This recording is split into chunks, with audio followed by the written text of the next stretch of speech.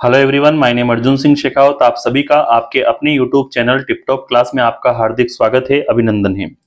आज के इस वीडियो में हम कक्षा 11 की प्रश्नावली 1 के विविध प्रश्नमाला को हम इस वन शॉट वीडियो के अंदर डिस्कस करेंगे, जिसमें हम इसके सभी क्वेश्चन और एग्जाम्पल को डिस्कस करने वाले हैं। इससे पहले हमने 5 वीडियो प्रश्नावली 1 के 1.1 से 1.5 तक सभी क्वेश्चन और उदाहरण के साथ अपलोड कर दिए हैं। आप उन वीडियो को प्लेलिस्ट में जाके वॉच कर सकते हैं। ठीक है। प्रश्नावली 1 की जो विविध है वो काफी इंपॉर्टेंट है और इसके जो क्वेश्चन है वो अभी तक जो हम प्रश्नावली में क्वेश्चन करते हुए आए हैं उससे स्टैंडर्ड क्वेश्चन है, जो आगे जाकर आपको कॉम्पिटिटिव एग्जाम में देखने को मिलेंगे। तो इसलिए इस प्रश्नावली के एक एक क्वेश्चन को बारीकी से सीखना। अगर एक बार में कोई क्वेश्चन समझ में नहीं आता है तो वीडियो 2 से 3 बार आपको रिपीट करना है और बार बार प्रैक्टिस करनी है, जिससे कि ये क्वेश्चन आपके लिए इजी हो जाए। ठीक है। यदि आप हमारे चैनल पर नए हैं तो चैनल को लाइक शेयर सब्सक्राइब जरूर करना और घंटी के बटन को जरूर प्रेस करना, जिससे आगे आने वाले वीडियो के नोटिफिकेशन आपके पास सबसे पहले पहुंचे। आइए बिना किसी देरी के हम स्टार्ट करते हैं प्रश्नावली 1, जिसमें विविध में हमें पहला क्वेश्चन दे रखा है, निम्नलिखित समुच्चय में से कौन किसका उपसमुच्चय है, इसका निर्णय हमें देना है। पहला समुच्चय ए हमें दे रखा है, x इस प्रकार परिभाषित है कि x जो है वह आता है वास्तविक संख्याओं से, तथा x निकालने के लिए हमें समीकरण दे रखा है x स्क्वायर माइनस का 8x प्लस का 12 बराबर में 0 को संतुष्ट करने वाली सभी वास्तविक संख्याएं x हैं। बी समुच्चय हमें दे रखा है जिसके अवयव 2 4 6 है। सी समुच्चय दे रखा है जिसके अवयव 2 4 6 8 है और डी समुच्चय दे रखा है जिसमें अवयव 6 है। तो सबसे पहले जो ये ए समुच्चय निर्माण हमें दे रखा है उसमें इस समीकरण को हल करके इसका रोस्टर रूप जैसे समुच्चय बी सी डी में दे रखा है वैसे इसे बनाते हैं। तो सबसे पहले हम समीकरण नंबर जो समीकरण हमें दे रखा है एक्स स्क्वायर माइनस का 8x प्लस का 12 बराबर में क्या है 0। इस पर हम गुणनखंड विधि लगाते हैं और इससे x का मान निकालते हैं।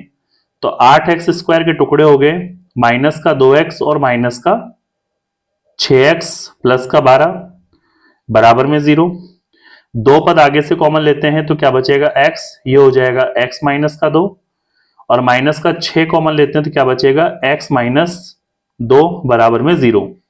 x माइनस 2 मैच कर रहा है तो एक बार बाहर वाला नंबर x माइनस का 6 और एक बार x माइनस का 2 बराबर में 0। तो यहां से x के दो मान आ गए, एक तो प्लस का 2 आ जाएगा और एक प्लस का 6 आ जाएगा। यही x के जो दो मान हैं यह समुच्चय a के अवयवों को दर्शाएगा। तो समुच्चय a के अवयव हो गए 2 6। समुच्चय b में जो हमें अवयव दे रखे हैं वो है 2 4 6। समुच्चय सी के जो अवयव हमें दे रखे हैं वो दे रखा है 2 4 6 8 और समुच्चय डी के जो अवयव दे रखे हैं वो दे रखा है 6।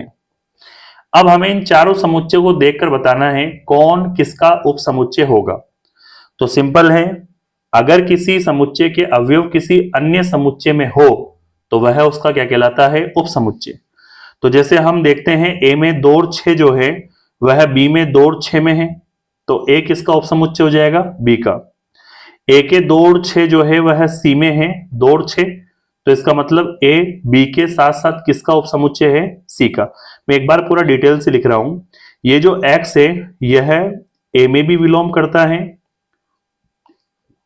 यानी एक्स का मतलब यहां पे मैं 2 ले लेता हूं, मैं और कैलकुलेट कर देता हूं। ए के अंदर जो अवयव 2 है वह विलोम करता है तथा यही 2 जो है वह बी में भी विलोम करता है और यह जो 2 है वह सी में भी विलोम करता है। ए समुच्चय का अवयव 6 जो है वह ए में भी विलोम करता है, जो 6 है वह बी में भी विलोम करता है और जो 6 है वह सी में भी विलोम करता है। तो इसका मतलब 2 और 6 जो है वह बी और सी दोनों में विलोम करने की वजह से ये जो ए है वह किसका सबसेट है, बी का। इसी तरह से ये जो ए है वो किसका सबसेट है, सी का। ठीक है।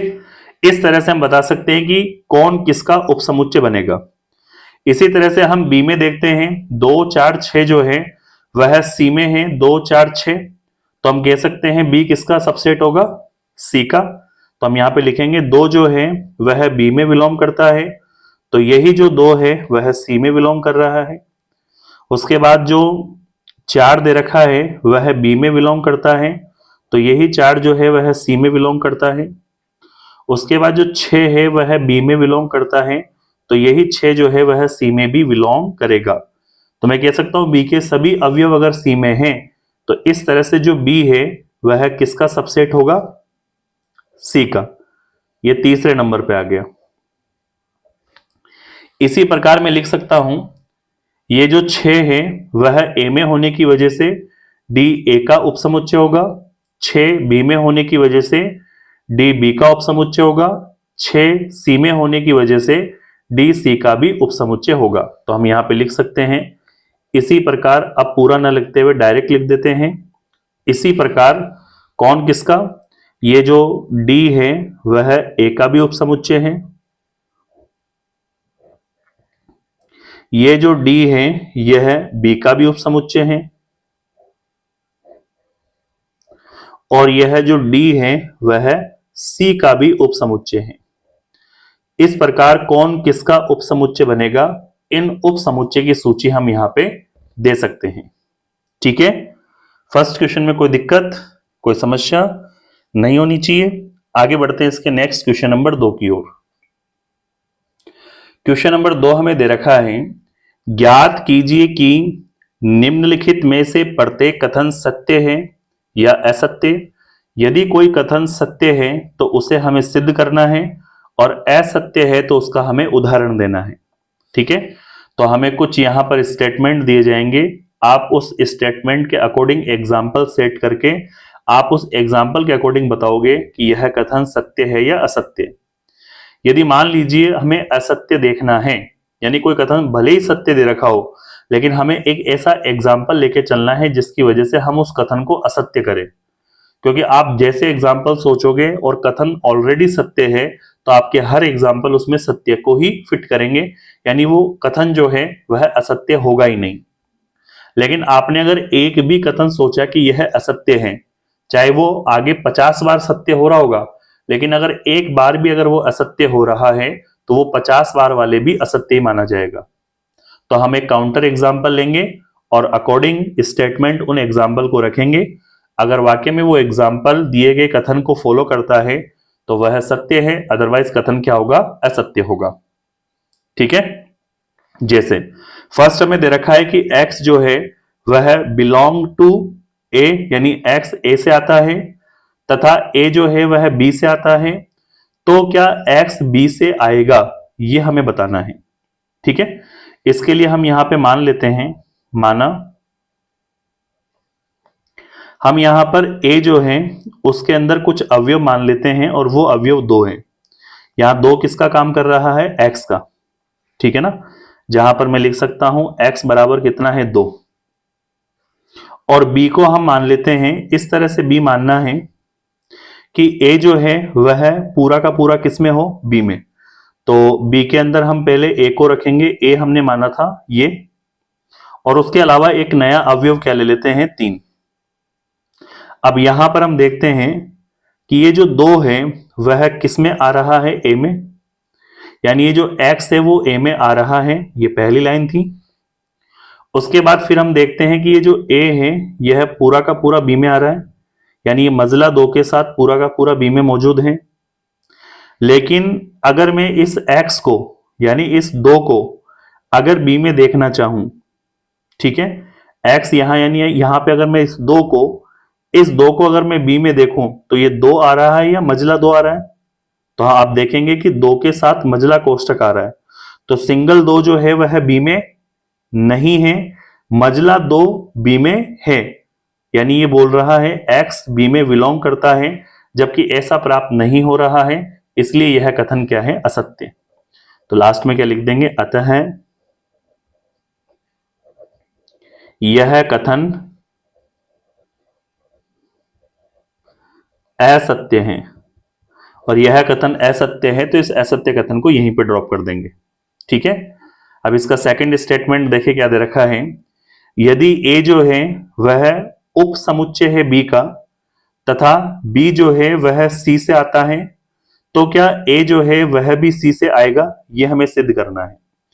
इसके लिए हम मान लेते हैं माना जो हमारे पास समुच्चय ए है उसको हमने काउंटर एग्जाम्पल के तौर पे एक ले लिया, और ये जो ए है वो कहां से आता है, बी से। ऐसा लेना है कि ए जो है वह सबसेट किसका हो, बी का। तो बी हम जब लें तो उसमें ए जरूर आना चाहिए, यानी एक आना चाहिए, साथ में कोई नया अवयव कौन सा ले लिया, 2। अब ये प्रश्न ये पूछना चाह रहा है कि इस स्टेटमेंट के हिसाब से बी जो है वह सी से आता है, तो आपको बी जो है वह किससे आता है, सी से। तो सी ऐसा मानना है जिसके अंदर कौन मौजूद हो, पूरा का पूरा बी। तो पूरा का पूरा बी क्या दे रखा है, मजला 1 2 मजला कोष्टक बंद, और कुछ नया अवयव ले लेते हैं 3 और 4। तो फिर इस माने के एग्जाम्पल के अकॉर्डिंग देखना है कि ए पूरा का पूरा सी में है क्या, ए पूरा का पूरा सी में है क्या। तो ए के अंदर आपने क्या माना था, केवल मजला 1 माना था। तो सी के अंदर देखो मजला 1 है या मजला 1 2 है, तो हम कहेंगे मजला 1 नहीं है, तो 1 किससे नहीं आ रहा, सी से।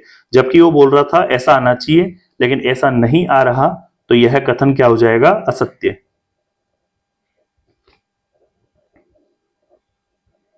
यह कथन क्या है, असत्य। ठीक है, इस तरह से एग्जाम्पल के द्वारा समझाना है कि कथन सत्य है या असत्य है। आप भले ही उस स्टेटमेंट को सत्य देख रहे हैं, लेकिन ऐसा एक एग्जाम्पल अपनी तरफ से बना के चलना है कि जिससे ये कथन असत्य हो सके। चाहे लाख बार सत्य हो रहा होगा, लेकिन अगर एक भी बार असत्य हुआ तो वो लाख बार वाले स्टेटमेंट असत्य की पालना करेंगे, क्योंकि सत्य कथन हर प्रकार के सिचुएशन में सत्य ही होता है। और असत्य प्रश्न जो होता है, अगर 100 हम अलग अलग प्रकार से एग्जाम्पल लें और 99 पे वो सत्य पाया जाता है, एक पे अगर वो असत्य पाया जाता है, तो वो 99 भी असत्य की ओर ही जाएंगे। ठीक है, आगे बढ़ते हैं इसके थर्ड क्वेश्चन की ओर। दूसरे का तीसरा हमें दे रखा है, यदि ए जो है वह उप समुच्चय है बी का, बी जो है वह उप समुच्चय है सी का, तो हमें बताना है कि क्या यह ए सी का उप समुच्चय होगा या नहीं होगा। अब एक एग्जाम्पल लेके चलते हैं और उससे बताएंगे कि यह कथन सत्य है या असत्य। एग्जाम्पल में हम क्या करते हैं, मानते हैं माना ये जो x है ये कहां से आता है, a से। ठीक है, और ये a किसका सबसेट है, b का। यानी कहना चाह रहा है कि a के अंदर जितने भी अवयव है वो किस में उपस्थित है, b में। और फिलहाल a में कौन उपस्थित है, x। तो सबसेट होने की वजह से ये x किस में होगा, b में। तो यहां पे लिखेंगे ये x जो है वह कहां से आएगा, b से। क्लियर है। आगे उसके बाद में b जो है वह सबसेट है c का, तो ये x अगर b से आता है और b c का सबसेट है, b किसका सबसेट है, c का, यानी b में जो अवयव है वो c में उपस्थित है, और b में अवयव कौन है, x। तो हम कहेंगे ये जो x है वह कहां से आता है, c से। ठीक है, तो अब यहां से चेक करो, x जो है वह a से आता है, x जो है वह c से आता है। तो मैं कह सकता हूं x a से c में जाता है, तो a किसका सबसेट होगा, c का। तो इस आधार पर हम लिख सकते हैं, इस आधार पर a के अवयव x c में उपस्थित है, तो a c का क्या कहलाएगा, सबसेट। और यह हर प्रत्येक स्थिति पर काम करेगा, a c का सबसेट हो, ऐसा प्रश्न में कह रहा था। इसका मतलब यह कथन सत्य है। क्या लिखेंगे, यह कथन सत्य है। ठीक है, आई होप यहां तक कोई दिक्कत, कोई समस्या नहीं होगी। आगे इसके हम फोर्थ क्वेश्चन की ओर बढ़ते हैं। इसका क्वेश्चन नंबर 4 हमें दे रखा है, ए जो है वह बी का सबसेट नहीं है, बी जो है वह सी का सबसेट नहीं है, तो ए सी का सबसेट नहीं होगा, ऐसा हमें बताना है। कथन सत्य है या असत्य। इसके लिए हम एक काउंटर एग्जांपल लेते हैं। उसके लिए हमने माना ए जो है वो 1 और 2 अवयव वाले समुच्चय को दर्शाता है। बी को भी हम मान लेते हैं माना। बी में जो अवयव हैं वो 3 और 4 हैं, ठीक है। और इसी तरह से तीसरा जो समुच्चय है सी, उसको भी हम मान लेते हैं, उसमें अवयव 1, 2, 3 और 5 उपस्थित हैं, ठीक है। अब यहां चेक करो, एक जो है वो ए में तो है, बिलोंग्स टू, एक जो है वह ए में तो बिलोंग कर रहा है, ठीक है। और यही जो एक है, दो जो है वह किस में बिलोंग कर रहा है, ए में। एक और दो ए में है, तो एक जो है वह बिलोंग करता है ए से, और यही दो जो है वह बिलोंग करता है ए से।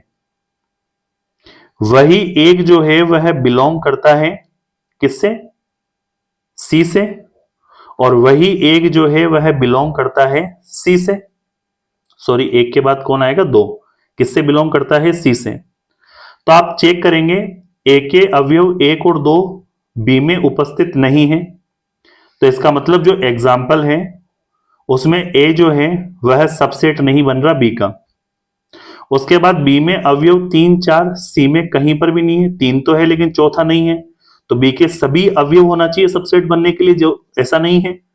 तो हम यहां लिखेंगे बी जो है वह किसका सबसेट नहीं है, सी का। यदि ए बी का सबसेट नहीं है और बी सी का सबसेट नहीं है, तो ए सी का सबसेट होना चाहिए, लेकिन ए के 1 और 2 सी में उपस्थित है, तो हम कहेंगे इस स्थिति के अनुसार ए जो है वह सी का सबसेट बन रहा है। जबकि ऐसा बोल रहा है कि ए सी का सबसेट नहीं होना चाहिए, जबकि हम यहां कह सकते हैं ए सी का सबसेट है। तो यह कथन क्या हो जाएगा, असत्य। तो यहां पे लिखेंगे यह कथन असत्य है, ठीक है। इस तरह से इसका 4th क्वेश्चन हमें करना था, ठीक है। आगे बढ़ते हैं इसके नेक्स्ट क्वेश्चन की ओर। इसका 5th नंबर क्वेश्चन हमें दे रखा है, यदि x जो है वह a से आता है, a जो है वह b का उपसमुच्चय नहीं है, तो ये x जो है वह b से आएगा। क्या यह सत्य है या असत्य? इसके लिए हम क्या करते हैं, एक एग्जाम्पल मान लेते हैं। माना a जो है वह 1 और 2 अवयव वाला क्या है, एक उपसमुच्चय है। इसमें हम देखते हैं जहां ये जो x है वो 1 है, और ये कहां से आ रहा है, a से, ठीक है ना। इस x की जगह मैंने एग्जाम्पल में क्या माना है, 1 माना है, और ये 1 किस में है, a में, तो ये 1 जो है वो a से आ रहा है, ठीक है। लेकिन यह जो 1 है, आगे बढ़ते हैं, और b समुच्चय हम मान लेते हैं जिसके अवयव है 2, 3, 4, ठीक है। जो ऐसा दिखाना है कि a b का सबसेट नहीं है, 1 और 2 इसमें है, लेकिन 1 इसमें नहीं होने की वजह से a जो है वह b का सबसेट नहीं है, ऐसा भी प्रूफ हो रहा है। अब ये बोल रहा है कि x b से आना चाहिए। x यहां पे क्या है, 1, और ये 1 b से आना चाहिए, कहीं पर भी नजर आ रहा है क्या? तो हम कहेंगे x यानी जो 1 है वह b से नहीं आएगा, ये आने की जानकारी देता है, इसलिए यह कथन क्या हो जाएगा, असत्य। तो क्या लिखेंगे, अतः यह कथन असत्य है। इस कथन को हम क्या लिखेंगे, यह कथन असत्य है, जिसका कारण ऊपर का काउंटर एग्जाम्पल है, ठीक है। आगे बढ़ते हैं इसके 6ठे क्वेश्चन की ओर, जो दूसरे का लास्ट क्वेश्चन है। यदि a जो है वह b का सबसेट है, और जो x है वह b से नहीं आता है, नॉट बिलोंग टू, तो हमें बताना है कि ये x जो है वह a का अवयव होगा, यानी x a से आएगा या नहीं आएगा। तो हम यहां पर क्या करते हैं, हमें ये दे रखा है कि जो a है वह b का क्या है, उपसमुच्चय है। तो हम मान लेते हैं कोई x है जो a से भी आ रहा है, और उपसमुच्चय होने की वजह से ये जो x है यह b से भी आएगा, ठीक है ना। अगर x जो है वह a से नहीं आएगा, तो उपसमुच्चय होने की वजह से x b से भी नहीं आएगा, ठीक है ना। तो ये याद रखना है, अगर ए बी का उप समुच्चय है तो एक्स बी में नहीं है तो ए में भी नहीं होना चाहिए। अगर है तो होना चाहिए, नहीं है तो नहीं होना चाहिए। अगर नहीं है तो नहीं होना चाहिए ऐसा दे रखा है तो यह कथन क्या है? सत्य है। ठीक है, तो क्या लिखेंगे? यह कथन सत्य है। इस तरह से इसके छठे क्वेश्चन को हमें सॉल्व करना था। ठीक है, यहां तक कोई दिक्कत, कोई समस्या? आई होप नहीं होनी चाहिए। फिर भी कोई डाउट रहता है तो वीडियो रिपीट करके जरूर देखना है। आगे बढ़ते हैं इसके नेक्स्ट क्वेश्चन की ओर। क्वेश्चन नंबर 3 हमें दे रखा है, मान लीजिए कि ए बी और सी ऐसे समुच्चय हैं कि ए यूनियन बी किसके बराबर होता है? ए यूनियन सी के। ए इंटरसेक्शन बी किसके बराबर होता है? ए इंटरसेक्शन सी के। तो हमें सिद्ध करना है कि बी सी के बराबर होता है। ठीक है, सॉल्यूशन के अंदर सबसे पहले जो हमें दे रखा है उसके बारे में लिखते हैं, दिया है। और ये दे रखा है कि ए यूनियन बी जो है वह ए यूनियन सी के बराबर दे रखा है। इसका नाम समीकरण नंबर 1 रख लिया। फिर ये जो ए इंटरसेक्शन बी दे रखा है वह ए इंटरसेक्शन सी के बराबर है। इसका नाम समीकरण नंबर 2 रख लिया। और इसी के आधार पर हमें क्या करना है? सिद्ध करना है। ठीक है, क्या करना है? इसमें प्रूफ करना है। और प्रूफ हमें करना है कि बी जो है वह सी के बराबर आता है। इस बात का यहां पर हम क्या लिखते हैं? सत्यापन। ठीक है, सबसे पहले जो हमें ये A union B A union C के बराबर होता है ये दे रखा था किसमें? समीकरण नंबर 1 में। उसको हम लेकर चलते हैं। फिर दोनों ही तरफ हम क्या करते हैं? बी से इसका इंटरसेक्शन करते हैं, इंटरसेक्शन से गुणा करते हैं। तो यहां पे लिख देंगे दोनों ओर, क्या लिखेंगे? दोनों ओर बी उभयनिष्ठ से गुणा करने पर। ठीक है, बी उभयनिष्ठ लेने से या लेने पर। तो यहां पर बी उभयनिष्ठ यानी इंटरसेक्शन, यहां पर ए यूनियन बी, इधर भी बी इंटरसेक्शन, और फिर ए यूनियन सी हमें दे रखा है। अब अंदर इनको कैलकुलेट करने के लिए बोलते हैं वितरण नियम यानी बांटना। तो यहां पर लिखते हैं वितरण नियम से। तो इसमें हम किस तरह से उनको वितरित करेंगे? सबसे पहले इस बी को ए के साथ लिखना है इंटरसेक्शन में, तो बी इंटरसेक्शन ए। फिर बी का इंटरसेक्शन लेना है बी के साथ, तो बी इंटरसेक्शन बी। और बीच में यूनियन का रिलेशन था तो यूनियन, इसे कहते हैं वितरण करना, वितरित नियम लगाना। बी का इंटरसेक्शन लेना है ए के साथ, तो यह आ जाएगा बी इंटरसेक्शन ए। यूनियन है तो यूनियन। फिर बी इंटरसेक्शन सी के साथ, तो यहां पे बी इंटरसेक्शन सी के साथ। क्लियर है यहां तक?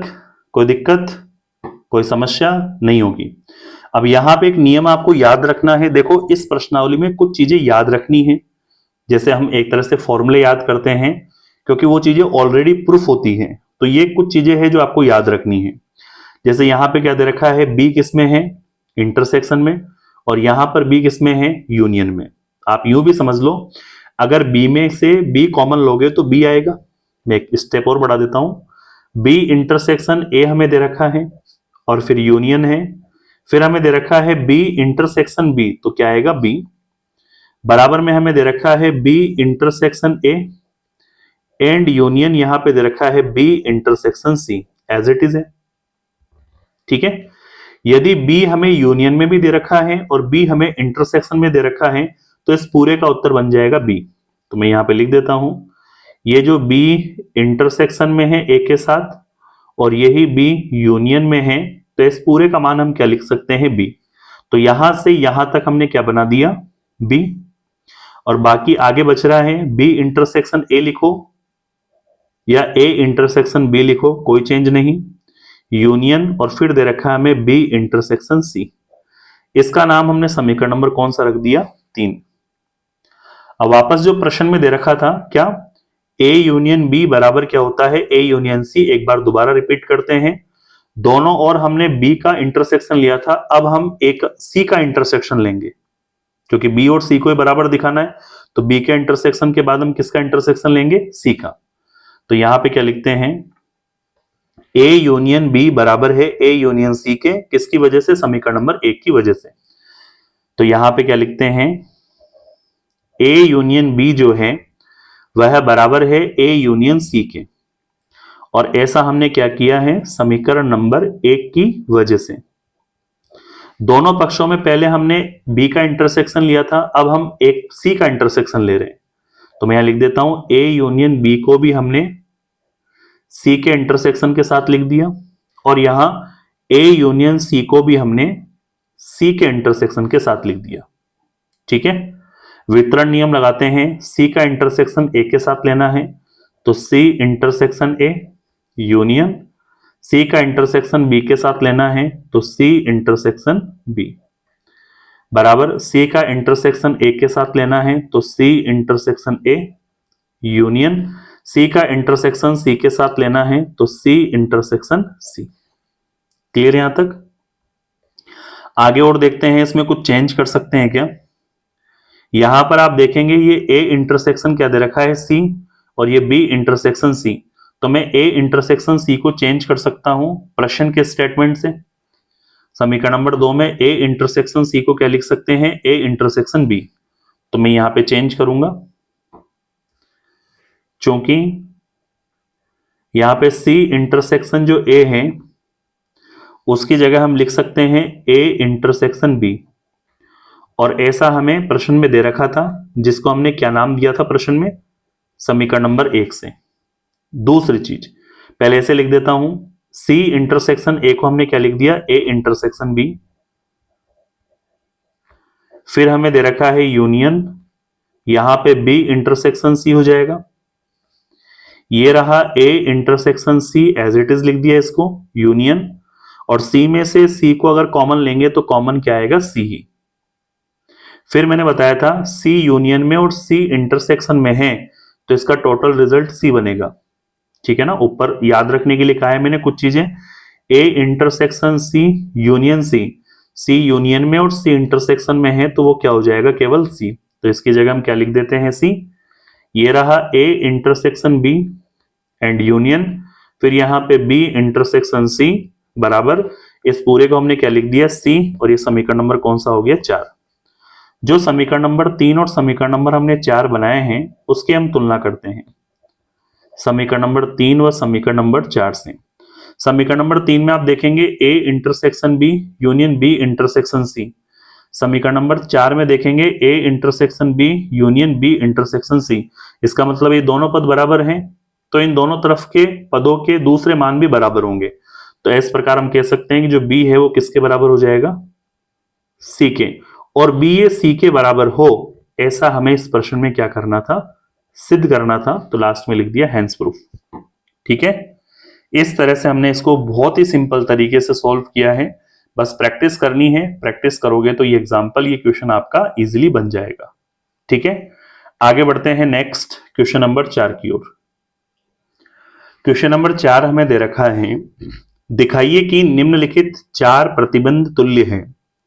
मतलब हमें 4 अलग अलग स्टेटमेंट दे रखे हैं, फर्स्ट, सेकंड, थर्ड और फोर्थ। पहले में तो दे रखा है कि जो ए है वह बी का क्या होता है, सबसेट होता है। दूसरे में दे रखा है कि a माइनस बी जो होता है वह फाई यानी रिक्त समुच्चय होता है। तीसरा में दे रखा है कि a यूनियन b जो होता है वह b के बराबर होता है। और चौथे नंबर पे दे रखा है कि a इंटरसेक्शन b जो होता है वह a के बराबर होता है। अब पहले तो हम इसे एक्सप्लेन करेंगे कि a इंटरसेक्शन b का मतलब क्या है। उसके बाद सेकंड वाला जो a माइनस बी बराबर फाई दे रखा है उसको हल करने पर वापस पहले वाला a इंटरसेक्शन सी आना चाहिए। ठीक है, a जो है वह सबसेट होना चाहिए b का। उसके बाद तीसरे वाले a यूनियन b को b के बराबर जो संबंध हमें दे रखा है उसका संबंध भी वापस हम a सबसेट b से बताएंगे। और चौथे नंबर का जो a इंटरसेक्शन b बराबर a दे रखा है उसका संबंध भी हम वापस पहले वाले से बताएंगे। तो इस तरह से हमें सिद्ध ये करना है इस क्वेश्चन के अंदर कि इसका तो मतलब समझाकर बाकी जो 3 हमें दे रखे हैं उनका संबंध वापस पहले वाले से दिखाना, यानी हल करने पर ए इंटरसेक्शन बी आना। ये इस क्वेश्चन में 4 प्रतिबंध तुल्य है, इस चीज को समझाएगा। ठीक है, तो सबसे पहले नंबर पे हमें दे रखा है ये जो ए है वह बी का क्या है, सबसेट। ठीक है, इसका मतलब ये होता है कि हमने सबसेट की परिभाषा पढ़ी है कि ए में आने वाला प्रत्येक अवयव किसमें होना चाहिए, बी में। तो समुच्चय ए के सभी अवयव बी में हैं, ये ए सबसेट बी होने की जानकारी है। तो इसको केवल आपको परिभाषा के रूप में लिख के छोड़ना है।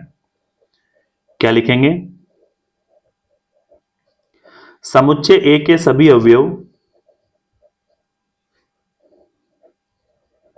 समुच्चय ए के सभी अवयव, सभी अवयव समुच्चय बी में हैं, समुच्चय बी में है। ऐसा हमें फर्स्ट में बताना था। अब सेकंड वाले को लेके चलेंगे, वापस फर्स्ट वाला लाएंगे, थर्ड वाले को लेके चलेंगे, वापस फर्स्ट वाला लाएंगे, और फोर्थ वाले को लेके चलेंगे, वापस फर्स्ट वाला लाएंगे। ठीक है, इसका सेकंड हमें दे रखा है a माइनस बी जो है वह क्या आना चाहिए, 5 आना चाहिए। ठीक है, तो a माइनस बी 5 कब आता है, जब a के अंदर और b के अंदर कोई भी अवयव नहीं होगा। a का कोई भी ऐसा अवयव, समुच्चय a में ऐसा कोई भी अवयव नहीं है जो समुच्चय b में ना हो। तो इसका मतलब समुच्चय a और समुच्चय b में अवयवों की संख्या और अवयव बराबर हैं, यानी दोनों समान समुच्चय हैं, और समान समुच्चय में समान समुच्चय को घटाया जाता है तो क्या आता है, 5। तो क्या लिखेंगे यहां पे, समुच्चय ए में ऐसा कोई भी अवयव नहीं है,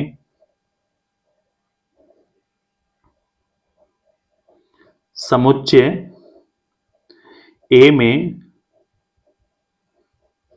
ऐसा कोई भी अवयव नहीं है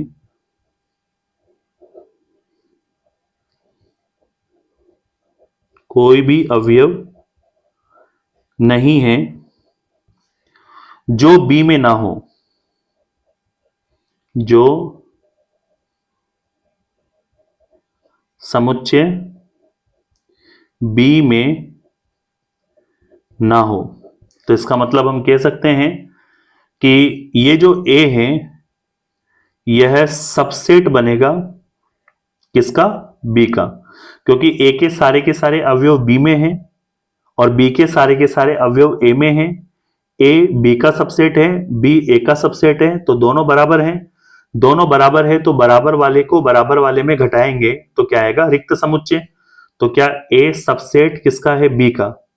आप चेक करोगे, सेकंड वाला लेके चले थे a minus B equals to 5, और फर्स्ट वाला यहां पे वापस संबंध प्रूफ हो गया कि ये इसी के बराबर है। ठीक है, ऐसे इसके थर्ड वाले को सॉल्व करते हैं। इसका थर्ड वाला हमें दे रखा है a यूनियन b जो है वह किसके बराबर होता है, b के बराबर होता है। इसका मतलब समझो, a और b को हम जोड़े तो क्या आएगा, b, और इस b में कौन उपस्थित होगा, a। तो मैं कहूंगा a यूनियन b में अवयव जो है वह a सबसेट के रूप में आएगा। तो यहां पे क्या लिखते हैं, चूंकि a यूनियन b जो हमें दे रखा है, a और b को जोड़ें तो उसमें क्या आएगा, b आएगा। तो इसका मतलब बनता है कि जो a है वह सबसेट है a यूनियन b का, क्योंकि a और b में जो अवयव रखे गए हैं वो a के भी है और b के भी है, और A यूनियन B जो है वह B हो रहा है। तो इसका मतलब A यूनियन B में किसके अवयव होंगे, A के। तो A के सभी अवयव इसमें होने की वजह से A यूनियन B का क्या कहलाएगा, सबसेट। तो यहां पे A रख रहा हूं, ये रहा सबसेट। A यूनियन B का मान, A यूनियन B का मान कितना दे रखा है, B, तो इसके स्थान पे कितना लिख दिया, B। अब हम ये थर्ड वाला लेके चल रहे थे वापस, A सबसेट B, ये फर्स्ट वाला प्रूफ हो गया, तो थर्ड वाले का संबंध फर्स्ट वाले से है। ठीक है, इसी तरह से फोर्थ नंबर पे हमें दे रखा है A इंटरसेक्शन B, यानी A और B में से कॉमन ले तो वो A आना चाहिए। ठीक है, तो यहां पे समझना, अगर A इंटरसेक्शन B हमें दे रखा है और अगर मैं इसका सबसेट बनाऊं तो वो बनेगा बी। ठीक है ना, ए और बी में से जो कॉमन लेंगे तो कॉमन किस में से आएगा, हमेशा छोटे वाले का आएगा, और उपसमुच्चय किसका बनेगा, बड़े वाले का बनेगा। तो ए और बी का जो सबसेट बनाओ इंटरसेक्शन का, वो कहां से आएगा, बड़े वाले से आएगा। और ए इंटरसेक्शन बी जो है वह हमें क्या दे रखा है, ए इंटरसेक्शन बी जो है वह ए के बराबर है। तो ए इंटरसेक्शन बी की जगह में ए लिख देता हूं, ये सबसेट दे रखा है, और इसकी जगह में बी लिख देता हूं। तो ए सबसेट जो है वह बी का है, यानी हमने फोर्थ वाले को हल किया, वापस ये ए सबसेट बी, ये फर्स्ट वाला रिपीट हो गया। ठीक है, ऐसे क्वेश्चन डिफिकल्ट नहीं है, ये क्वेश्चन आपकी नॉलेज टेस्ट करते हैं। यदि आप 1.1 से 1.5 तक के सभी क्वेश्चनों को अगर बेसिक के साथ और बड़ी गहराई से पढ़ते हुए आ रहे हैं, तो ये जो क्वेश्चन है ये कॉम्पिटिटिव क्वेश्चन है, एग्जाम में आपको देखने को मिलेंगे। जब आप जेई की तैयारी करोगे, एडवांस की तैयारी करोगे, तो वहां पे ये ऑब्जेक्टिव क्वेश्चन में आएगा। और समुच्चय सेट वाले क्वेश्चन में बच्चे कहां फंसते हैं, बेसिक अधूरा होने की वजह से। तो आप इन क्वेश्चनों का जो संबंध देखोगे, एक्चुअल में हमने 1.1 से 1.5 के बेसिक में जो पढ़ा है, उन्हीं को हम यहाँ पे डायरेक्ट सीखने का काम कर रहे हैं। तो आप अगर बेसिक पढ़ रहे हो, अच्छे से याद कर रहे हो, बेसिक को पकड़कर फिर क्वेश्चन सॉल्व कर रहे हो, तो आई होप ये क्वेश्चन आपके लिए इजी है। अगर ऐसा अभी तक नहीं कर रहे हैं तो अब आगे से ध्यान रखना है, आपको बेसिक पे पहले काम करना है और उसके बाद क्वेश्चन सॉल्व करना है। ठीक है, आगे बढ़ते हैं क्वेश्चन नंबर 5 की ओर। क्वेश्चन नंबर 5 हमें दे रखा है, दिखाइए कि यदि ए जो है वह बी का सबसेट है, सी में से बी घटाने पर और सी में से ए घटाने पर सी माइनस बी सी माइनस ए का सबसेट होता है, ऐसा हमें सिद्ध करना है। तो सबसे पहले जो हमें प्रश्न में गिवन है, जो दे रखा है, उसके बारे में हम लिखते हैं। और प्रश्न में हमें इतना सा दे रखा है कि ए जो है वह बी का क्या होता है, उप समुच्चय होता है, सबसेट होता है। उसके बाद हमें सिद्ध करना है। ठीक है, इसमें जो प्रूफ करना है उसको लिखते हैं। प्रूफ करना है सी माइनस बी जो है वह सबसेट बनेगा सी माइनस ए का। ठीक है, इस बात का यहां पे हम सत्यापन देते हैं। सत्यापन को जरा ध्यान से देखना है, अच्छा क्वेश्चन है। ये जो ए है वह बी का सबसेट है, ऐसा प्रश्न में दिया गया है। ठीक है ना, तो अगर मैं ये जो x है वह a में लेता हूं, तो सबसेट होने की वजह से ये x जो है वह b में भी होना चाहिए। ठीक है, अगर मैं यहां पर मना करने के लिए बोलता हूं कि x जो है वह a में नहीं है, तो सबसेट के नियम से ये जो x है यह b में भी नहीं होना चाहिए। ठीक है ना, यदि x a में है और a b का सबसेट है, तो b में x का समुच्चय अवयव होना चाहिए।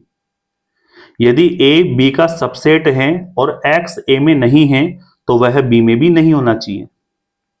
ठीक है ना, उसके बाद हम क्या करते हैं, एक कंडीशन मानते हैं। माना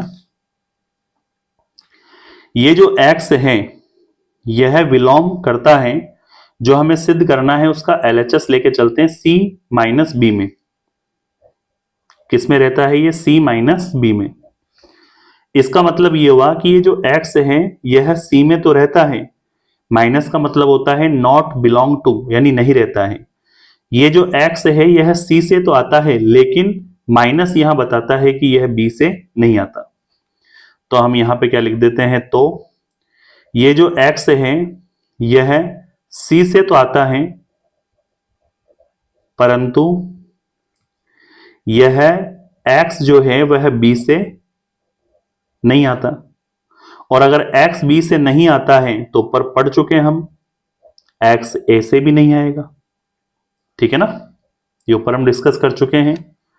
तो इसी प्रकार वापस ये जो x है यह बिलोंग टू, RHS क्या दे रखा है, c माइनस ए। अगर c माइनस ए से लेते हैं तो वही नियम कायदे लगेंगे दोबारा। तो इसका नाम हमने क्या रखा, एक बार इस पूरी सिचुएशन का नाम समीकरण नंबर क्या रख लेते हैं, 1। इसको कैलकुलेट करते हैं। x जो है वह c से आता है, तो x किससे नहीं आता है, a से, माइनस ये बताता है। तो यहां जो x है वह आता तो है किससे, सी से, परंतु यह किससे नहीं आता, ए से।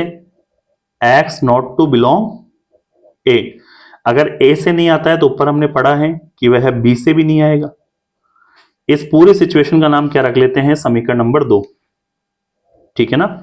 ये जो x है वह c से आता है, x c a से नहीं आएगा, तो यहां x c से आता है परंतु x a से नहीं आएगा। और ऊपर पढ़ रखा है कि x a से नहीं आएगा तो सबसेट की वजह से x b से भी नहीं आएगा। समीकरण नंबर कौन सा हो गया, 2। इन दोनों समीकरण नंबर 1 और 2 की हम तुलना कराते हैं। तो यहां पे लिखते हैं समीकरण नंबर 1 व 2 से, और 1 और 2 से हम क्या तुलनात्मक रूप में देखते हैं कि जो c माइनस बी है और जो c माइनस ए है, अगर यहां आता है तो इसमें आएगा, नहीं आता है तो इसमें नहीं आएगा। ऐसा केस केवल इसका इसमें होने यानी सबसेट होने की स्थिति को दर्शाता है। तो यहां पे लिख सकते हैं कंपैरिजन करने पर पता चला कि c माइनस बी जो है वह सबसेट होता है c माइनस ए का, और यही हमें क्या करना था, सिद्ध करना था। ठीक है। अब देखो ये डिफिकल्ट आपको इसलिए लग रहे होंगे कि बेसिक में कोई ना कोई कमी आपने छोड़ी होगी, लेकिन आप इन्हीं क्वेश्चनों को 2-2, 3-3 बार प्रैक्टिस करोगे। जब तक आपको वीडियो रिपीट करते रहना है, जब तक ये क्वेश्चन की साइकोलॉजी और क्वेश्चन की थीम और किस एग्जाम्पल पर ये क्वेश्चन सॉल्व है, जब तक ये चीजें एक साथ आपके दिमाग में काम नहीं करेगी, तब तक ये क्वेश्चन आपको पर्टिकुलर आपके दिमाग में सेट नहीं होगा। और जब आप इन चीजों पर अभ्यास कर लोगे तो ये चीजें आपके लिए आसान हो जाएगी। ठीक है। इस तरह से आपका क्वेश्चन नंबर 5 कंप्लीट होता है। नेक्स्ट क्वेश्चन की ओर बढ़ते हैं।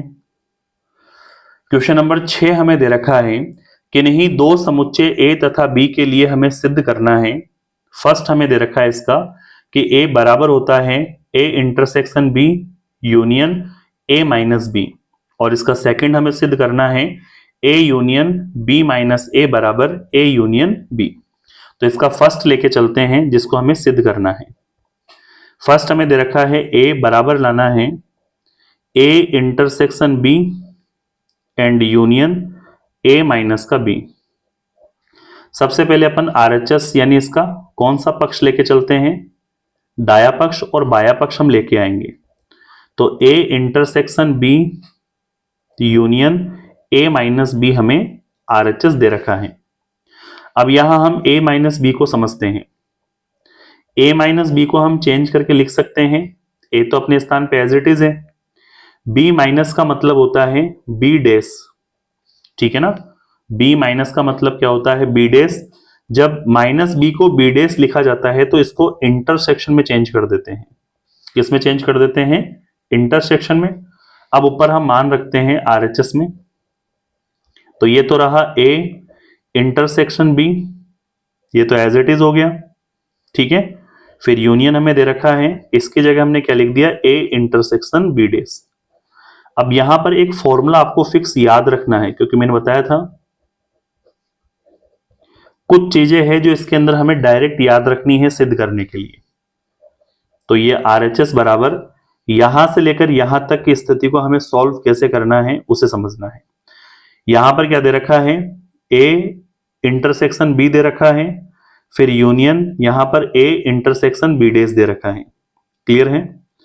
अब हम इसको क्या लिख सकते हैं, इस पूरी सिचुएशन को हम बना देंगे A intersection B union B dash. ये याद रखना हमें। ठीक है ना। और हम जानते हैं कि ये जो बी यूनियन बी डैश होता है यह यूनिवर्सल सेट होता है यू।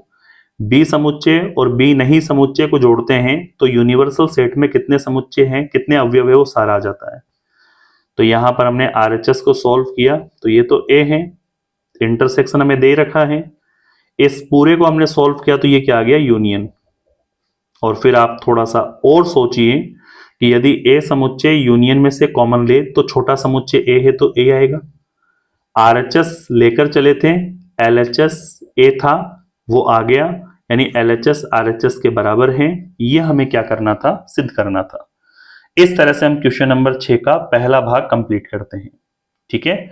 कोई भी समस्या रहे तो रिपीट करके जरूर देखना है और फिर भी कोई इसमें स्थिति आपको समझ में नहीं आए, किसी लाइन में आपको मिस्टेक लगे, तो कमेंट में बताना है, नेक्स्ट वीडियो में हम उसका आपको समाधान बताएंगे। ठीक है। सेकंड हमें दे रखा है इसका सेकंड पार्ट, इसका सेकंड, ये फर्स्ट वाला तो हमने कर लिया था, अब इसका सेकंड हमें करना है, तो इस सेकंड को उतारते हैं। ये सेकंड हमें दे रखा है, LHS दे रखा है A union B minus A, और हमें इसका RHS लाना है A यूनियन B। क्लियर है यहां तक? सबसे पहले अपन इसका LHS लेके चलते हैं और RHS लाएंगे। LHS हमें दे रखा है A union B minus A। मैंने अभी समझाया था, माइनस वाले को आप चेंज करके लिख सकते हैं। B माइनस A को क्या लिखना है? B को तो एज इट इज लिखना है। माइनस A का मतलब होता है A का डैश, और जब माइनस हटाते हैं तो उसको इंटरसेक्शन में लेते हैं, वे वैल्यू रखते हैं। तो LHS बराबर A यूनियन हमें दे रखा है, B माइनस A की जगह हम क्या लिखेंगे? B intersection A dash. Clear यहां तक? ऐसा लिखा जा सकता है। अब यहां पर हम कौन सा नियम लगाते हैं? वितरण नियम। वितरण नियम से हम इस A यूनियन को अंदर मल्टीप्लाई कराएंगे, तो वो नियम इसका कहलाता है वितरण नियम। वितरण नियम में A यूनियन को हमने B से मल्टीप्लाई किया, तो ये A यूनियन B के साथ आ जाएगा।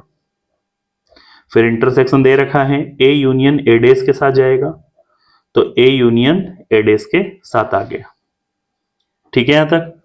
अब हम यहां पे A यूनियन A डैश को समझते हैं। A का मतलब है समुच्चय A डैश का मतलब है समुच्चय A नहीं। अगर इनको जोड़ते हैं तो यूनिवर्सल सेट आता है U। तो यहां पे आ गया LHS बराबर दे रखा है A यूनियन B इंटरसेक्शन, इसका क्या हो जाएगा? पूरा यूनियन। और अब हम जानते हैं A यूनियन B में और यूनियन में अगर कॉमन लें तो छोटा क्या होगा? A यूनियन B, तो वो A union B he load कराएगा। तो LHS क्या बना? A यूनियन B, और आप चेक करेंगे तो यही A यूनियन B जो है इसका RHS है, जो हमें क्या करना था? प्रूफ करना था। इस तरह से हमने क्वेश्चन नंबर 6 का सेकंड सॉल्व किया। ठीक है, आगे बढ़ते हैं इसके नेक्स्ट क्वेश्चन की ओर। सातवां क्वेश्चन हमें दे रखा है, समुच्चय के गुणधर्म का प्रयोग करते हुए हमें सिद्ध करना है। फर्स्ट नंबर दे रखा है, A union A intersection B A के बराबर होता है। तो सबसे पहले इसके LHS को लेके चलते हैं सॉल्व करने के लिए। LHS हमें दे रखा है A union and A intersection B। Clear यहां तक? वितरण नियम से हम अंदर गुणा कराते हैं, तो यहां पे लिखते हैं वितरण नियम। वितरण नियम से, वितरण नियम में हम क्या करेंगे? A यूनियन को A के साथ लिखेंगे, तो A यूनियन A। इंटरसेक्शन है, A यूनियन को B के साथ लिखेंगे, तो A यूनियन B। क्लियर है यहां तक? यहां पर हम जानते हैं A यूनियन A का मतलब है समुच्चय A को समुच्चय A में जोड़ेंगे तो समुच्चय A आएगा। तो A यूनियन A को हम क्या लिख सकते हैं? A। इंटरसेक्शन ये हमें दे रखा है A यूनियन B।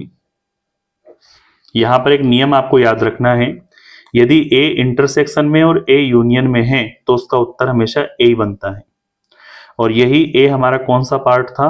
RHS, जो कि हमें क्या करना था? सिद्ध। ये इसका फर्स्ट क्वेश्चन सॉल्व हुआ। ठीक है, आगे बढ़ते हैं इसके सेकंड क्वेश्चन की ओर। इसका सेकंड क्वेश्चन हमें दे रखा है, A intersection A union B जो है वो हमें A के बराबर लाना है। तो इसमें सबसे पहले हम LHS लेके चलते हैं, A intersection A union B, ये दे रखा है। सबसे पहले यहां पर हम वितरण नियम लगाते हैं और कैलकुलेट करते हैं, तो यहां पे लिखेंगे वितरण नियम से। ठीक है, वितरण नियम में हम A इंटरसेक्शन को A के साथ लेंगे, तो यहां पे A इंटरसेक्शन A, फिर यूनियन दे रखा है, फिर A इंटरसेक्शन को B के साथ लेंगे, तो A इंटरसेक्शन B हो गया। क्लियर यहां तक? यहां पर एक चीज आपको फिर समझनी है, A इंटरसेक्शन A का मतलब क्या है? यानी A में से A कॉमन लेंगे तो A आएगा। ठीक है ना? तो यहां पे वही लिखेंगे, A इंटरसेक्शन A का मतलब क्या हो गया? A, और यूनियन दे रखा है A इंटरसेक्शन B। और समझना है इसे, यहां पर ए जो है एक बार यूनियन के साथ दे रखा है, ए एक बार इंटरसेक्शन के साथ दे रखा है, तो इसका हल क्या आता है ए। और आप चेक करेंगे तो यही आपका आरएचएस था, एलएचएस लेकर चले, आरएचएस आ गया, यही हमें सिद्ध करना था। ठीक है, इस तरह से इसका क्वेश्चन नंबर 7 का सेकंड सॉल्व होता है। क्लियर है यहां तक? कोई दिक्कत, कोई समस्या नहीं होनी चाहिए। अगर ऐसा लगता है कि क्वेश्चन में डाउट है तो वीडियो रिपीट करके जरूर देखना है। ठीक है, नेक्स्ट क्वेश्चन की ओर बढ़ते हैं। Question number 8। क्वेश्चन नंबर 8 हमें दे रखा है, दिखाइए कि ए इंटरसेक्शन बी और ए इंटरसेक्शन सी आपस में बराबर होता है, का तात्पर्य है बी सी के बराबर होता है, तो आवश्यक रूप से ऐसा होना संभव नहीं है। मतलब हमें यह दिखाना है कि बी सी के बराबर हो, इस केस के लिए ऐसा जरूरी नहीं है। तो एक काउंटर एग्जांपल लेके चलेंगे और बी सी के बराबर नहीं होता है उसे सिद्ध कर देंगे। तो सबसे पहले जो दे रखा है उसे जरूर यहां पे उतारेंगे। क्वेश्चन में हमें दे रखा है कि जो ए इंटरसेक्शन बी है वह ए इंटरसेक्शन सी के बराबर है और बी सी के बराबर हो ऐसा आवश्यक नहीं है, ऐसा हमें दिखाना है। तो इसके लिए हम क्या करते हैं, कुछ एक काउंटर एग्जांपल लेके चलते हैं। माना ए जो है उसमें अवयव ए और बी हैं और जो बी है उसमें हम अवयव मानते हैं बी और सी हैं, और ये दोनों इस तरह से हैं कि ये ए इंटरसेक्शन बी की अनुपालना करते हैं। चेक कर लो, ए और बी में से अगर कोई कॉमन लेना है तो वो कॉमन क्या आएगा, केवल बी। ठीक है, इसी तरह से हम सी वाले अवयव को भी मान लेते हैं। माना सी समुच्चय के जो अवयव हैं उसको हम मानते हैं बी और डी। ठीक है ना, और ये इस तरह से है कि अगर मैं ए और सी में से कॉमन लूं तो ए ये रहा, सी ये रहा, दोनों में बी के अलावा कुछ भी कॉमन नहीं आएगा, तो कॉमन कौन आ रहा है इसमें, बी। तो आप चेक करें ए इंटरसेक्शन बी का और ए इंटरसेक्शन सी का मान सेम आ रहा है, तो यहां पे क्या लिखेंगे, ए इंटरसेक्शन बी और ए इंटरसेक्शन सी, इन दोनों का मान किसके बराबर आ रहा है, बी के बराबर। ऐसा प्रश्न में हमें दे रखा है।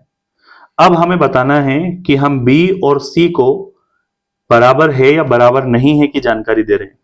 तो बी का मान दे रखा है बी सी, जबकि सी का मान दे रखा है बी डी। दोनों के अवयव समान तो हैं लेकिन एक भिन्नता होने की वजह से इस पूरे स्टेटमेंट को सिद्ध करने के लिए आवश्यक नहीं है कि बी सी के बराबर हो। तो यहां पे क्या लिखते हैं, अतः उपरोक्त कथन में A intersection B equals to A intersection C के लिए बी सी के बराबर हो, ये आवश्यक नहीं है, ये आवश्यक नहीं है। ठीक है, ये आपको इस क्वेश्चन में जानकारी देनी थी। इस तरह से क्वेश्चन नंबर 8 कंप्लीट होता है। ठीक है, यहां तक आगे बढ़ते हैं क्वेश्चन नंबर 9 की ओर। क्वेश्चन नंबर 9 हमें दे रखा है, मान लीजिए कि ए और बी समुच्चय हैं। यदि किसी समुच्चय x के लिए a इंटरसेक्शन x बराबर होता है b intersection x equals to 5 तथा a यूनियन x और b यूनियन x बराबर होते हैं, तो हमें सिद्ध करना है कि a b के बराबर आए। इसके लिए संकेत हमें दे रखा है कि जो a है वह बराबर लेना है a intersection a union x और b लेना है a intersection b union x, और वितरण नियम का प्रयोग करके इसे हमें सिद्ध करना है। तो सबसे पहले हम क्या करेंगे, जो हमें दे रखा है उसको लेके चलेंगे। सबसे पहले हम a यूनियन x और b यूनियन x को साथ साथ लेंगे। यहां पर a यूनियन x जो है वो किसके बराबर है, b यूनियन x के बराबर है, उसको उतार दिया। दोनों पक्षों में हम क्या करेंगे, a का इंटरसेक्शन लेके चलेंगे। तो a का इंटरसेक्शन हमने a यूनियन x के साथ ले लिया, वापस a का इंटरसेक्शन हमने b यूनियन x के साथ ले लिया। अब यहां पर वितरण नियम लगाना है, a इंटरसेक्शन a के साथ, फिर हमें यूनियन दे रखा है a इंटरसेक्शन x के साथ। इसी तरह ए इंटरसेक्शन बी के साथ, फिर यूनियन ए इंटरसेक्शन एक्स के साथ। ठीक है यहां तक। अब यहां देखते हैं ए में से अगर ए कॉमन लेंगे तो जाहिर सी बात है ए आएगा। यूनियन ए इंटरसेक्शन एक्स हमें प्रश्न में दे रखा है, ए इंटरसेक्शन एक्स जो है वो किसके बराबर है, फाई के बराबर, तो यहां पे फाई। फिर उसके बाद हमें दे रखा है ए यूनियन बी, और यहां पे दे रखा है ए यूनियन एक्स। इसको हमें थोड़ा सा कैलकुलेट करना है कि इसका मान क्या होगा। तो यहां पर हम देखते हैं A intersection B union A intersection X, तो एक बार तो इसको उतार देते हैं एज इट इज। ठीक है यहां तक। आगे देखो, ये जो ए इंटरसेक्शन बी है उसको तो हम एज इट इज उतार देंगे, ए इंटरसेक्शन बी यूनियन। लेकिन ये जो ए इंटरसेक्शन एक्स हमें दे रखा है, उस ए इंटरसेक्शन एक्स का मान कितना रख सकते हैं, फाई, तो यहां पे इसका मान कितना रख दिया, फाई। अब ये जो ए और रिक्त समुच्चय को हम जोड़ेंगे तो वो ए आएगा, और ए इंटरसेक्शन बी में रिक्त समुच्चय जोड़ेंगे तो वो ए इंटरसेक्शन बी आएगा। इसका नाम रखेंगे समीकरण नंबर 1। दोबारा प्रश्न में हम वही लेके चलेंगे जो ऊपर स्टार्ट किया था, ए यूनियन एक्स और बी यूनियन एक्स बराबर होता है। ए यूनियन एक्स किसके बराबर होता है, बी यूनियन एक्स के। जहां पर हमने इससे पहले दोनों पक्षों में ए का इंटरसेक्शन लिया था, अब हम यहां पर बी का इंटरसेक्शन दोनों तरफ लेंगे, चेंज करेंगे जैसा हमें सिद्ध करना उसके अकॉर्डिंग। तो हम क्या करते हैं, इधर भी बी का इंटरसेक्शन ले लेते हैं ए यूनियन एक्स के साथ, और यहां पर भी बी का इंटरसेक्शन ले लेते हैं बी यूनियन एक्स के साथ। ठीक है, बी इंटरसेक्शन ए, वितरण नियम लगाते हैं तो बी इंटरसेक्शन ए बनेगा, यूनियन बी इंटरसेक्शन एक्स बनेगा, बी इंटरसेक्शन एक्स हो गया, बराबर बी इंटरसेक्शन बी बनेगा तो यहां पर बी इंटरसेक्शन बी हो गया, यूनियन बी इंटरसेक्शन एक्स बनेगा तो ये बी इंटरसेक्शन एक्स हो गया। क्लियर यहां तक। फिर ये दे रखा है, इसे हम A union A intersection B भी कह सकते हैं, तो ए को पहले लिख दिया, इंटरसेक्शन बी को बाद में लिख दिया। यूनियन बी इंटरसेक्शन एक्स का जो मान है वह हमें प्रश्न में दे रखा है, बी इंटरसेक्शन एक्स की जगह क्या लिख सकते हैं, फाई, तो जहां बी इंटरसेक्शन एक्स है वहां पे हमने क्या लिख दिया, फाई। बी में से बी को कॉमन लेंगे तो बी आएगा, यूनियन और बी इंटरसेक्शन एक्स को क्या लिख सकते हैं, फाई। रिक्त समुच्चय को किसी समुच्चय के साथ जोड़ते हैं तो वही समुच्चय आता है, तो यहां पे क्या आ जाएगा, ए इंटरसेक्शन बी। किसी समुच्चय को रिक्त समुच्चय के साथ जोड़ेंगे तो क्या आ जाएगा, बी। इसका नाम समीकरण नंबर क्या रखा, 2। दोनों समीकरणों की हम यहां पे तुलना करते हैं, समीकरण नंबर 1 व समीकरण नंबर 2 से तुलना करते हैं तो सिमिलरिटी मिलती है। ए इंटरसेक्शन बी बराबर है, तो ए को किसके बराबर लिखा जा सकता है, बी के। तो हम यहां पर ए को किसके बराबर लिख सकते हैं, बी के। और ये ए बी के बराबर हो ऐसा हमें क्या करना था, इस क्वेश्चन में सिद्ध करना था। इस तरह से क्वेश्चन नंबर 9 को सॉल्व करना है। ठीक है, आगे बढ़े। यहां तक कोई दिक्कत, कोई समस्या नहीं होनी चाहिए। फिर भी अगर कोई डाउट लगता है तो वीडियो को रिपीट करके जरूर देखना है। मैं इतने सरल और इतने इजी तरीके से आपको करा रहा हूं कि आपको YouTube में कहीं पर भी किसी दूसरे चैनल पर आपको इससे सरल टॉपिक नहीं मिलेगा। तो आप इन टॉपिकों को ध्यान से करना, ये अच्छे क्वेश्चन हैं, इस विविध के स्टैंडर्ड क्वेश्चन हैं। आगे बढ़ते हैं नेक्स्ट क्वेश्चन की ओर। क्वेश्चन नंबर 10 हमें दे रखा है, ऐसे समुच्चय ए बी और सी हमें ज्ञात करने हैं जिसमें ए और बी में हम कोई कॉमन लें, बी और सी में कोई हम कॉमन लें, और ए और सी में कोई हम कॉमन लें, तो उसमें कुछ ना कुछ कॉमन आना चाहिए, यानी वो अरिक्त समुच्चय नहीं होना चाहिए। अरिक्त समुच्चय होना चाहिए मतलब रिक्त समुच्चय नहीं होना चाहिए। और ए बी और सी उन तीनों में अगर कॉमन लें तो कॉमन क्या आना चाहिए, रिक्त समुच्चय। तो इस केस में ए बी सी के आप कौन से एग्जाम्पल ले सकते हैं जो इन शर्तों को फॉलो करते हुए ए बी सी समुच्चय के एग्जाम्पल हमें देने हैं। तो इसके लिए हम मान लेते हैं, माना ए समुच्चय जो है वो हम मान लेते हैं ए और बी हैं, बी जो समुच्चय है उसके अवयव मान लेते हैं बी और सी हैं, और सी जो समुच्चय है उसके अवयव हम मान लेते हैं ए और सी हैं। अब आप इन तीनों के आधार पे चेक कर लो। फर्स्ट नंबर पे है ए और बी में से हम कॉमन ले, ए और बी में से हम कॉमन ले, तो आप चेक करना ए और बी में कॉमन लेते हैं तो दोनों में बी नजर आ रहा है, बी नजर आ रहा है, इसका मतलब ये रिक्त समुच्चय नहीं है, अरिक्त समुच्चय है।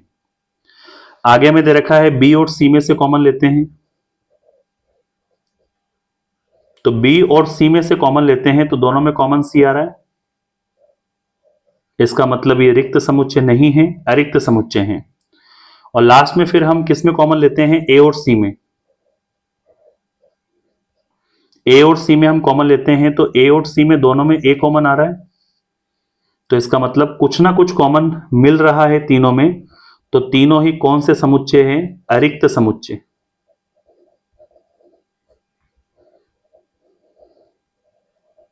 यानी हम कह सकते हैं ये तीनों ऊपर जो हमने ए बी सी लिए हैं ये अरिक्त समुच्चय को तो यहां पर परिभाषित कर रहे हैं।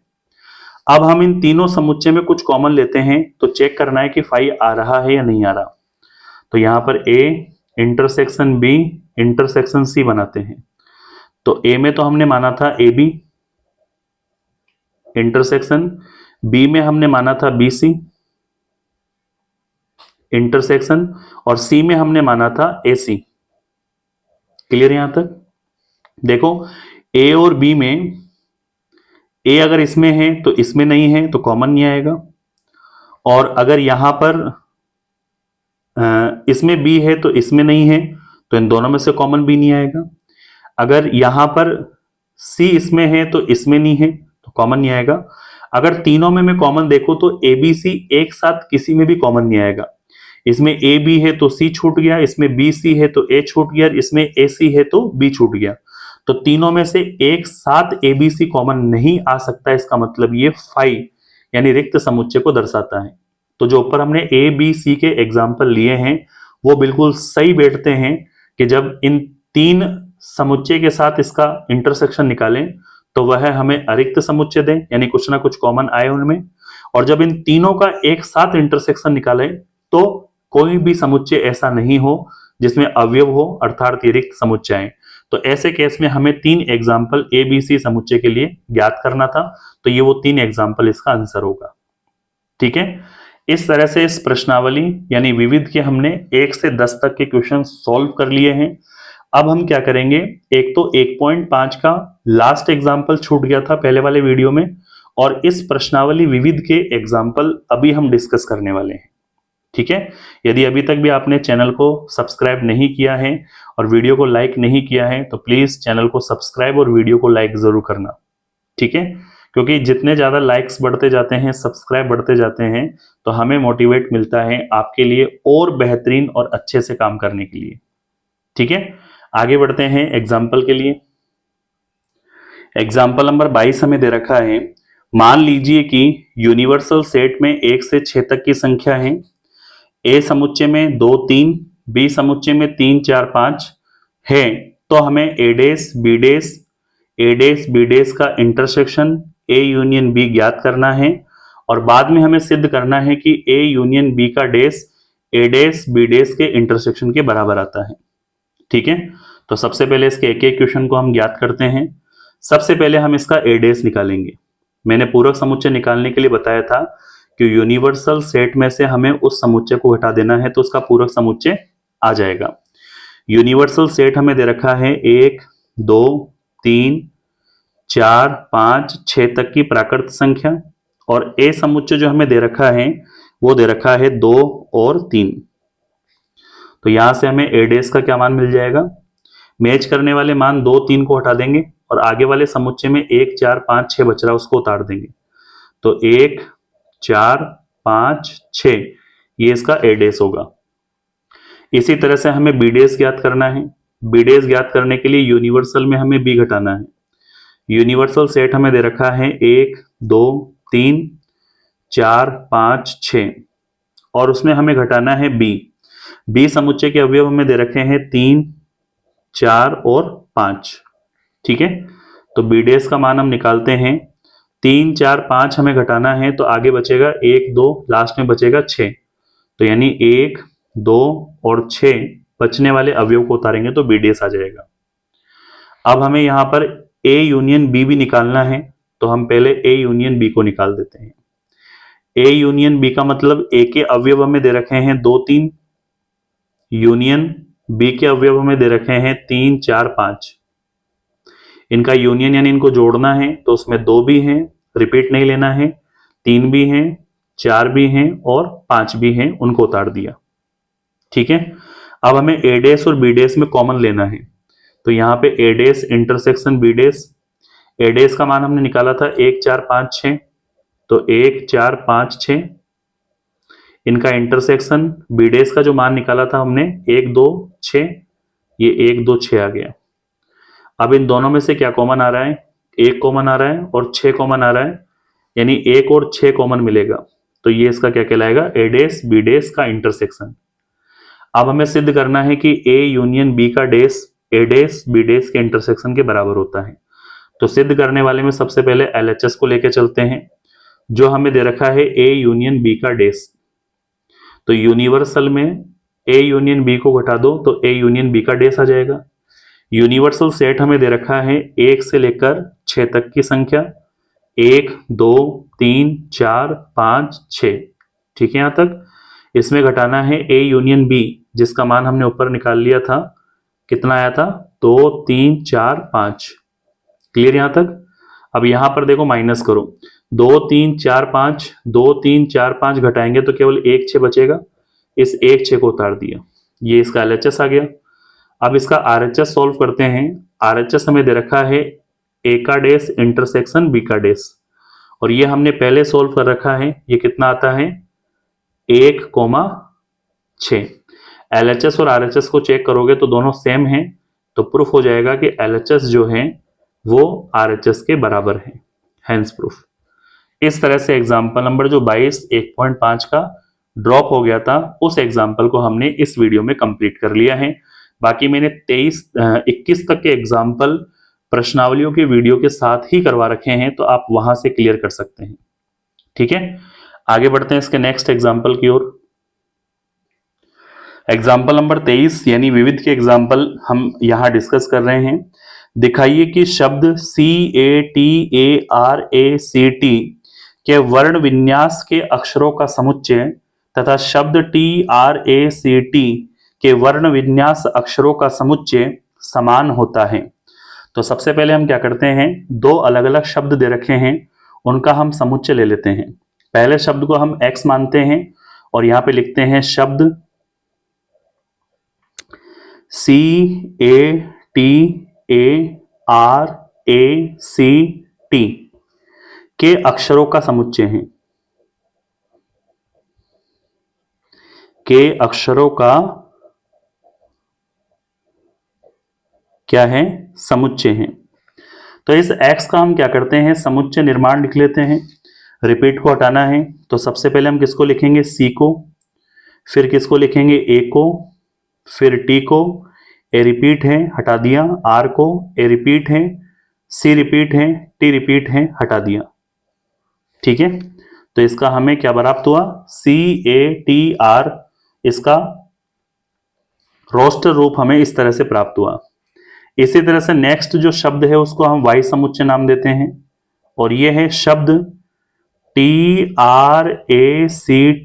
के अक्षरों का समुच्चय, के अक्षरों का क्या है? समुच्चय है। और इस समुच्चय का हम क्या करते हैं? रोस्टर रूप लिखते हैं। रिपीट नहीं करना है किसी भी अक्षर को, तो एक तो T है, R है, A है, C है, वापस T रिपीट है तो नहीं लेंगे। अब ये बोल रहा है कि इन दोनों ही शब्द के समुच्चय आपस में बराबर हैं, ये हमें रोस्टर से पता चलेगा। x और y का कंपैरिजन करो। देखो C जो है, यहां पे लिख देता हूं, C जो अवयव है वह x में भी विलोम कर रहा है और C जो है वह y में भी विलोम कर रहा है। अगला उसका दे रखा है A, ये जो है वो x में भी विलोम कर रहा है और ये जो A है वो y में भी विलोम कर रहा है। आगे तीसरे नंबर पे है T, T जो है वह x वाले समुच्चय में विलोम कर रहा है और T जो है वह y वाले समुच्चय में विलोम कर रहा है। बचा कौन? R, R जो है वह x वाले समुच्चय में विलोम कर रहा है और यही r जो है y वाले समुच्चय में भी विलोम कर रहा है। 4 ही अक्षर हैं, 4 ही अवयव हैं और यह एक समुच्चय से दूसरे समुच्चय में जाते हैं। तो इस तरह से मैं कह सकता हूं कि जो दो शब्द हमें दे रखे थे उनके समुच्चय आपस में बराबर होते हैं। इन बराबरों को इस तरह से लिखना था कि किस तरह से बराबर होते हैं। ठीक है, एग्जाम्पल नंबर 23 कंप्लीट है। आगे बढ़ते हैं नेक्स्ट एग्जाम्पल की ओर। एग्जाम्पल नंबर 24 हमें दे रखा है समुच्चय -101 के सभी उप समुच्चयों की सूची हमें बनानी है। मैं इस समुच्चय को ए नाम दे देता हूं, जिसमें अवयव हमें -1, 0 और 1, ये 3 ही अवयव दे रखे हैं। अवयवों की संख्या यानी कितनी है? 3। तो यहां पे लिखते हैं उप समुच्चयों की सूची।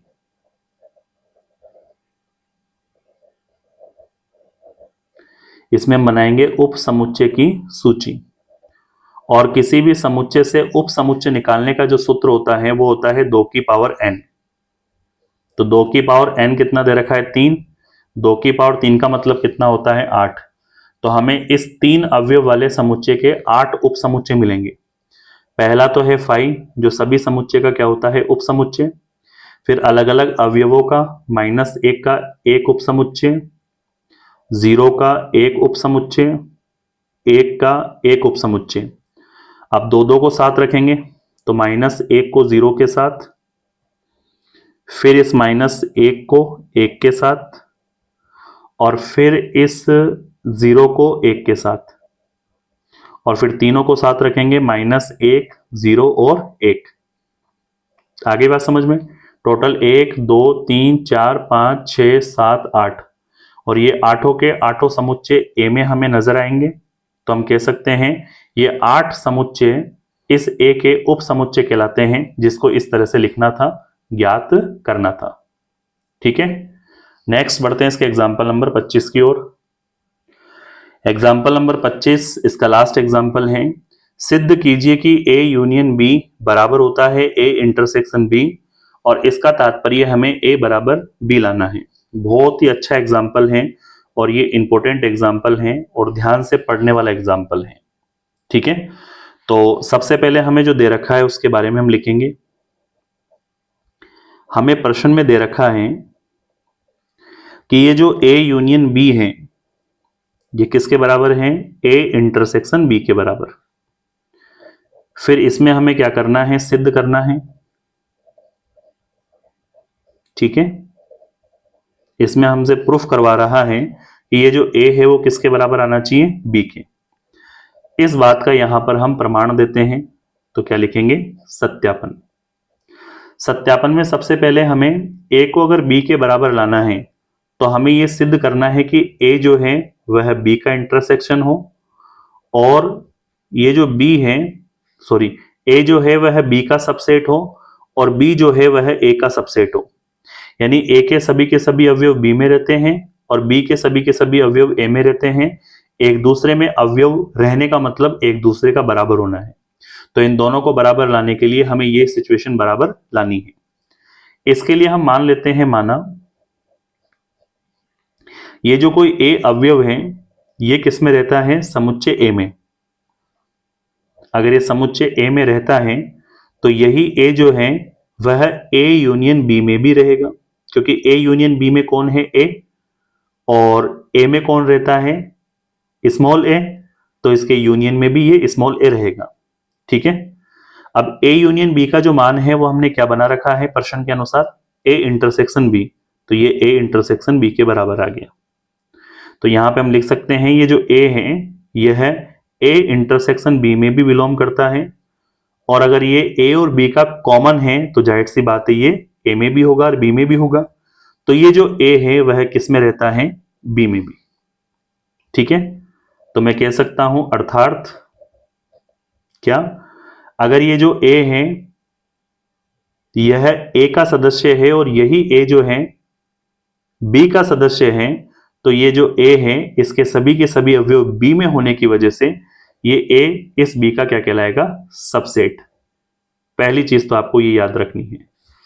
इसका नाम हम क्या रखेंगे? समीकरण नंबर 1। इसी तरह हम दोबारा मानते हैं, पुनः माना, और अब की बार हम मानते हैं जो ये स्मॉल बी है यह विलोम करता है इस कैपिटल बी वाले समुच्चय में। अगर ऐसा है तो ये स्मॉल बी जो है वो हमें कहाँ मिलेगा, ए और बी के यूनियन में। यानी ये जो बी अवयव है बी समुच्चय में रहता है, तो ये जो बी है ए यूनियन बी के समुच्चय में भी होगा, क्योंकि उसमें बी है तो ये बी उसमें विलोम करेगा। ए यूनियन बी को हम क्या लिख सकते हैं, ए इंटरसेक्शन बी, ये प्रश्न में दे रखा है तो इसको हमने ए इंटरसेक्शन बी लिख दिया। क्लियर यहां तक। ये जो बी है वह ए इंटरसेक्शन बी का अगर सदस्य है या उसमें विलोम करता है, ठीक है ना। अगर ये जो बी है वो ए इंटरसेक्शन बी में विलोम करता है तो इस आधार पे ये जो बी है वो ए में भी होगा और बी में भी होगा। तो यहां पर बी जो है वह ए में, बी में तो पहले दे रखा था, इस सिचुएशन के आधार पर यह ए में भी क्या करेगा, विलोम करेगा। तो देखते हैं बी अवयव बी समुच्चय में रहता है, बी अवयव ए समुच्चय में रहता है, तो बी के सभी अवयव ए समुच्चय में रहेंगे तो बी ए का क्या कहलाएगा, सबसेट। तो यहां पे लिखेंगे बी इस केस में ए का क्या हो जाएगा, सबसेट। इसका नाम क्या रख दिया हमने, समीकरण नंबर 2। क्लियर है।